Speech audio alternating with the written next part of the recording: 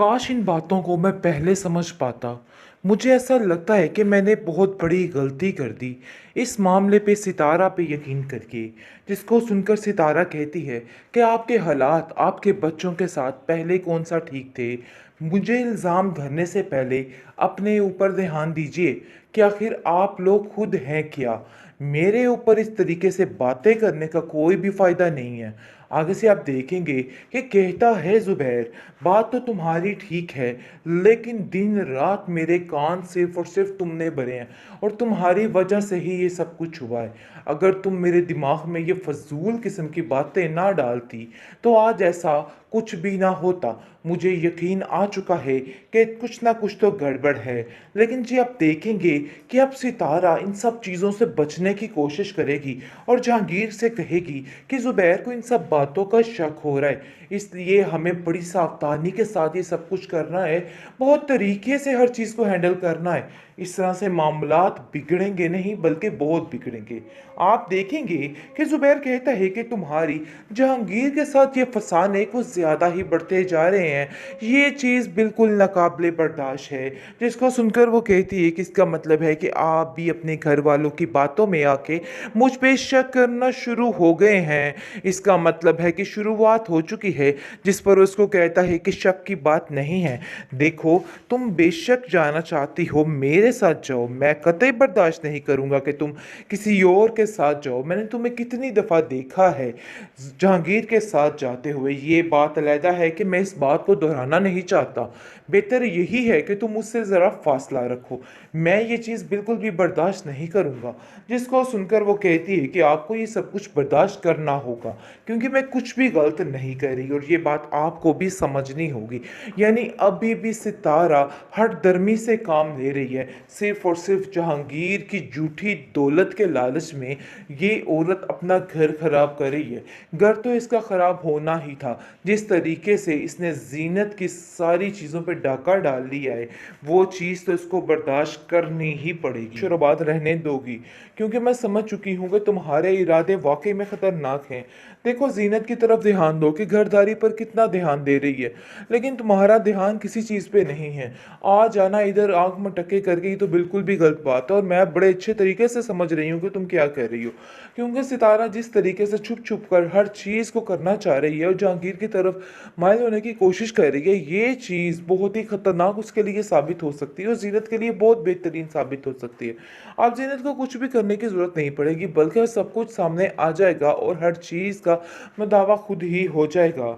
आप देखेंगे कि बहुत जल्द असलम से भी जान छूटने वाली है इस बेचारी जीनत की, क्योंकि सितारा को वो एक आग नहीं बाता है, इसलिए वो साफ साफ कह देगी कि ये यहाँ पे मत आया करे। मैं बिल्कुल भी पसंद नहीं करती हूँ।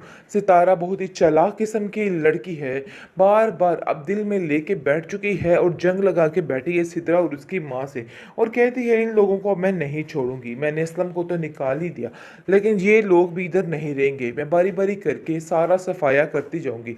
लेकिन ये है कि अब उसने अपना माइंड चेंज कर लिया है और वो कुछ और ही ख्वाब देखना शुरू हो चुकी है, जिसकी वजह से आप देखेंगे जी उसके दिमाग में दूर दूर तक सिर्फ और सिर्फ जहांगीर की बातें रह जाती हैं। इसके अलावा कुछ नहीं, कोठी बंगले के अलावा उसको और कुछ याद नहीं आता है।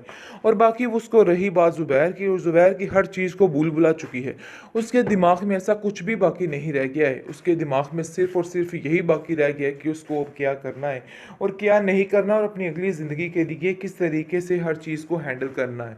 सिर्फ इन्हीं बातों को लेके वो हर वक्त सोचती रहती है कि वो क्या करे तो सारा मामला ठीक हो जाए। लेकिन जी आप देखेंगे बहुत जल्द ये चीज़ भी सबके सामने आ जाने वाली। सो फाइनली आ गया कहानी में ट्विस्ट, क्योंकि अब जाकर अंदाज़ा हो रहा है ज़ुबैर को कि ये लड़की कुछ दाव पेच खेल रही है और बहुत ज़्यादा परेशान है इसकी वजह से।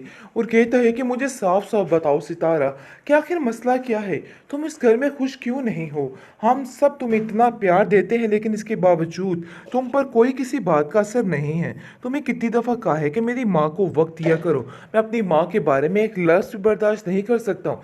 जिसको सुनकर वो कहती है कह रहे वाह, इतनी जल्दी रंग ढंग बदलेंगे, मैंने तो सोचा ही नहीं था। मुझे तो यकीन ही नहीं आ रहा कि आप लोग इस कदर घटिया लोग हैं कि अपनी आई पर कुछ भी कर सकते हैं। आगे से आप देखेंगे कि ज़ुबैर कहता है कि मेरी बातों का उल्टा मतलब मत निकालो। मैंने तुमसे साफ सी बात की है और मुझे साफ सुथरा ही जवाब चाहिए। इसलिए बेहतर यही है कि घर के मामलात को भी अब थोड़ा सँभालो। बहुत हो गए चोंचले, बहुत हो गया प्यार मोहब्बत, अब तुम्हें ज़रा घर के पे नज़र रखनी होगी। दूसरी तरफ आप देखेंगे जी, बहुत ज़्यादा सिद्रा उस पर गुस्सा है और कहती है कि मुझे समझ नहीं आ रही सितारा कि आखिर तुम क्या कर रही हो? मुझे मामलात कुछ गड़बड़ होते हुए नज़र आ रहे हैं। बेसिद्रा, जो कुछ तुमने ज़ीनत के साथ किया है, तुम्हारे साथ भी तो वही होगा। आप देखेंगे कि ज़ुबैर से कहती है कि भाईजान इस पे थोड़ा ध्यान दीजिए। मुझे ऐसा लगता है कि मामलात कुछ ठीक नहीं है और ये लड़की कुछ आपको ऐसा ना हो कि कल कला मुसीबत का सामना करना पड़ जाए। और मैं ऐसा बिल्कुल भी नहीं चाहती कि मेरा भाई किसी मुसीबत में फंसे। इसलिए बेहतर यही है कि आप भी ज़रा इस पर ध्यान दें। ज़ीनत घर के काम कर कर के थक चुकी है। अब इसका भी फ़र्ज़ बनता है कि घर के कुछ काम कर ले। जिस पर आप देखेंगे कि ज़ुबैर कहता है कि सिदरा, फ़र्ज़ तो तुम्हारा भी बनता है क्योंकि तुम भी इस घर में रहती हो। तुम भी कोई हाथ पाँव मारा करो और काम पे ध्यान दिया करो। मुझे नहीं लगता कि तुम कुछ कर सकोगी। खैर, आप देखेंगे कि बहुत ज़्यादा टेंशन में आ चुके हैं सब, क्योंकि अब समझ आ रही है कि कहीं न कहीं दाल में कुछ काला चल रहा है और इस लड़की के दिमाग में कुछ चल रहा है। इसकी चच्ची तो बड़ी परेशान हो चुकी है और सितारा को कहती है कि देखो बीबी, ऐसा ना हो कि कल कल को मसला बना के बैठ जाओ। मैं ऐसा नहीं चाहती हूँ। मैं चाहती हूँ कि तुम अपने घर में सुकून और सुखी रहो, लेकिन तुम्हारे इरादे मुझे कुछ नेक नहीं लग रहे हैं और ऐसा लग रहा है कि अपने पाँव पे तुम खुद कुल्हाड़ी मारने वाली हो। मैं ऐसा बिल्कुल भी नहीं चाहती हूँ। मैं चाहती हूँ कि तुम अपने घर में खुश और आबाद रहो, लेकिन मुझे नहीं लगता कि तुम अपने आप को खुश और आबाद रहने दोगी, क्योंकि मैं समझ चुकी हूँ कि तुम्हारे इरादे वाकई में खतरनाक हैं। देखो, जीनत की तरफ ध्यान दो कि घरदारी पर कितना ध्यान दे रही है, लेकिन तुम्हारा ध्यान किसी चीज़ पे नहीं है।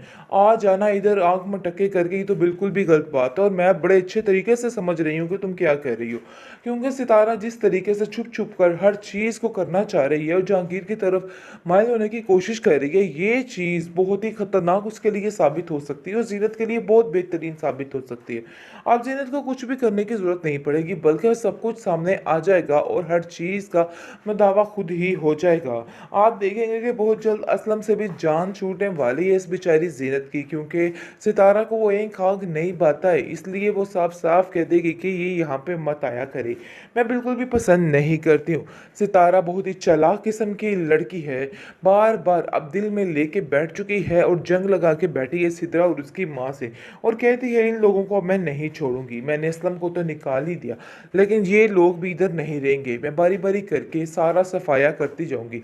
लेकिन ये है कि अब उसने अपना माइंड चेंज कर लिया है और वो कुछ और ही ख्वाब देखना शुरू हो चुकी है, जिसकी वजह से आप देखेंगे जी, उसके दिमाग में दूर दूर तक सिर्फ और सिर्फ जहांगीर की बातें रह जाती हैं। इसके अलावा कुछ नहीं, कोठी बंगले के अलावा उसको और कुछ याद नहीं आता है।